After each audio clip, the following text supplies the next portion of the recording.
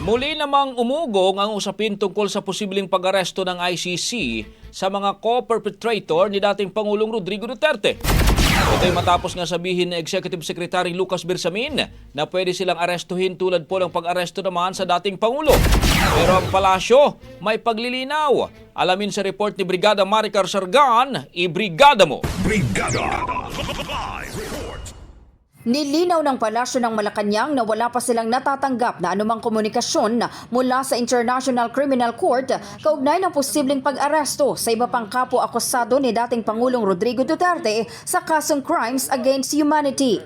Ito ang pahayag ng Palace Press Officer na si Attorney Claire Castro kasunod ng naunang sinabi ni Executive Secretary Lucas Bersamin na maaaring ipatupad ng mga otoridad ang warrant of arrest mula ICC kung may ilalabas laban kay Senator Ronald Bato de la Rosa. Giit ni Bersamin kung sakaling may arrest order din para sa iba pang akusado tulad ni de la Rosa ay pareho lang ang magiging proseso ng pagpapatupad nito gaya ng anumang legal na aksyon sa bansa.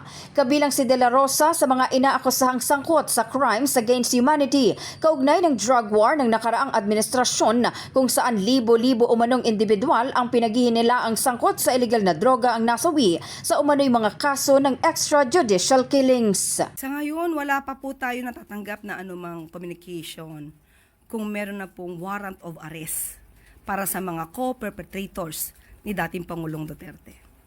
Samantala, nagbigay rin ang reaksyon ng Palasyo patungkol sa inihaing panukala ni Senator Amy Marcos na President Rodrigo Duterte Act na layong maiwasan ang mga kaso ng extraordinary rendition o puwersahang pag-turnover ng mga akusado sa mga dayuhang korte tulad anya ng kinakaharap na sitwasyon ni dating Pangulong Rodrigo Duterte sa International Criminal Court. Trabaho naman po ng isang senador na gumawa ng makabuluhan na batas para sa taong bayan, sa ikauunlad ng bansa, hindi para sa pansariling kapakanan.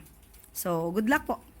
In the heart of changing lives, ako si Brigada Maricar Sargan ng 105.1 Brigada News FM Manila, The Music and News Authority. Ang bahaging ito ay hatid sa atin ng NutriCleanse Herbal Capsule. Linis tiyan, sexy tiyan.